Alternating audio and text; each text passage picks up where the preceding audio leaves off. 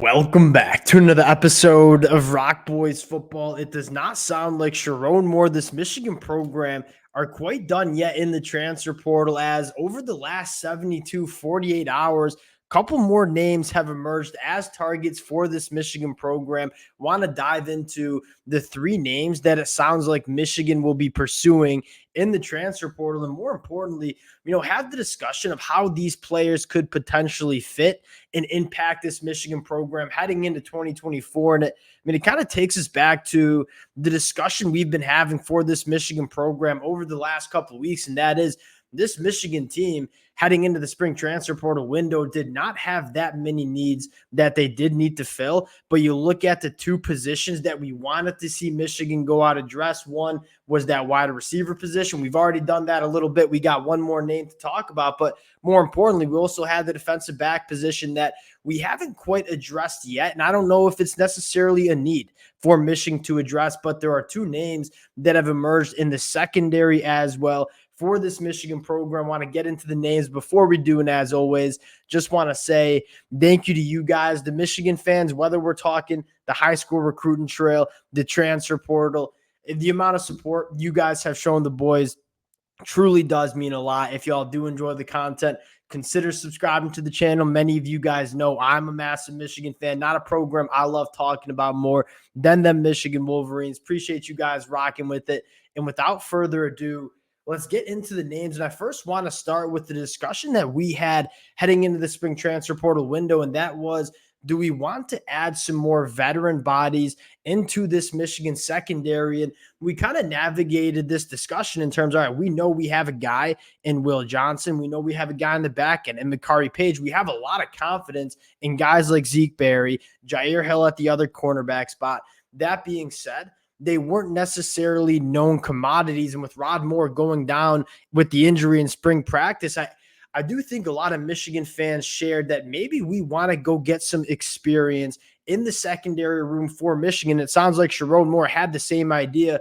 First guy I want to talk about, Jaden Magnum, coming over from Michigan State. Now, it sounds like he'll be on campus early next week, and you dive into Jaden Magnum, this would be a very intriguing prospect for Michigan, a guy that played a bunch of football for Michigan State in the 2023 year, 53 tackles, 4 interceptions. And I think the number that I love the most, only a 12% missed tackle rate. You look at adding a safety into the back end of this Michigan defense, you want to see two things. One, you want to see the ball skills, 4 interceptions. You certainly see that. But, what made this Michigan defense so great in 2023? There were a lot of things that made that Michigan defense so great, but one of the things was those guys in the second level, they didn't miss tackles, right? Guys like Mikey Sandstrom, guys like Rod Moore, they were so good at tackling in space. Jaden Magnum kind of brings that skill set to Michigan as well. And you look at the athletic profile, kind of an interesting story. He was recruited by Michigan out of high school by Ron Bellamy to be a wide receiver. And he ends up settling in as a safety at the college football level. You see the frame, 6'2", 185. He's got a track and field background. And with that former wide receiver background, I should say, he's got the ball skills. You don't see a lot of safeties have those kind of ball skills. Jaden Magnum, obviously with the 4 interceptions, certainly has those ball skills. I'm really intrigued by Jaden Magnum. I think he's one of those, kind of, I wouldn't say elite, but really solid free safeties playing that center field role. That's where he primarily played his football for Michigan State. And having a guy that you really trust playing that too high safety look, you can get kind of creative with some of your other guys on the defensive side of the football, forcing turnovers, tackling in space. Those are the 2 boxes that Jaden checks. And I think for Michigan, those are the 2 boxes that we're looking for. Now, another name that we actually mentioned when he hit the transfer portal a couple of weeks ago, and it sounds like Michigan is starting to kick the tires a little bit. Former Texas cornerback Terence Brooks, and out of the 3 names that we're going to be talking about, Terence Brooks might be the one that intrigues me the most. This is a guy that I love coming out of high school. In that 2022 class, was actually for a short amount of time committed to Ohio State before flipping to Texas. Terence Brooks, in terms of the athletic profile and the ceiling that he brings, it's extremely high, right? And I think you saw Terence Brooks play some really good football as a second-year player for Texas last year. Take a look at some of the numbers 45 targets, only 20 catches given up, a 44% completion percentage when targeted, 3 interceptions. He's a guy that is extremely sticky. I think he checks off from an athletic profile every single box that you want. Coming out of high school was a guy that ran 11 seconds in the 100-meter. And then another thing that we're looking at, missed tackles. Terence Brooks, 4.2% missed tackle rate for Texas in 2023. That is one of the lowest numbers I've seen from a starting cornerback at the Big 12 level last year. I'm a massive fan of Terence Brooks. Again, liked him out of high school. He got a ton of buzz during spring camp as a freshman and kind of broke out onto the scene in that 2023 year.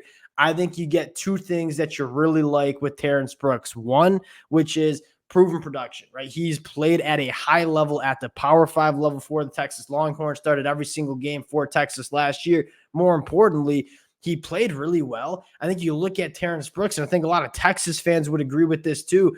I don't even know if he's scratching the surface in terms of what he can be as a cornerback. And I think for Michigan fans, you're trying to get excited about something. Will Johnson is the best cornerback in the country on one side. Terence Brooks can be one of the better cornerbacks in the country on the other side if he reaches that potential. And if you look at Michigan heading into 2024 with the addition of Terence Brooks, Will Johnson, Terence Brooks, Jair Hill on the other side, Jaden McBurrows or Zeke Berry kind of kicking into the nickel. I mean, we had some question marks about the secondary, losing some guys like Mikey Sanstra, losing Rod Moore to an injury. You bring in Terence Brooks, you're bringing a guy like Jaden Magnum, and you're saying we don't have too many question marks about this secondary. In fact, I think that Michigan secondary really could be a strength of that defense heading into 2024. And the last name that I want to talk about, and probably going to be the most favorite for Michigan fans, probably my favorite too, and I know I'm going back on what I just said about Terence Brooks, but Elijah Badger at the wide receiver position. I think if you're a Michigan fan, you are looking for just some more playmakers in the wide receiver room. Now, you bring in Charleston, you bring back Amarion Walker, two guys that Charleston, productive at the FCS level. You have some question marks about him being productive at the Big Ten level. Amarion Walker, you haven't really seen play wide receiver yet at the college football landscape. Elijah Badger is one of those guys that you can bring in, you don't have any question marks about. And I love Elijah Badger for a couple of different reasons. One, he played wide receiver on an Arizona State offense that, with all due respect to the Sun Devils, was brutal last year. He was a guy that had double the amount of targets as any other Arizona pass catcher last year. What does that tell you? The offense ran through Elijah Badger. He was the guy in that Arizona State offense, and you put him on an offense that has a better passing attack. There's no doubt in my mind he goes for 1,000 yards. You take a look at the numbers last year, 65 catches, 713 yards. You talk about his skill set. The best attribute Elijah Badger has is what he can do after the catch.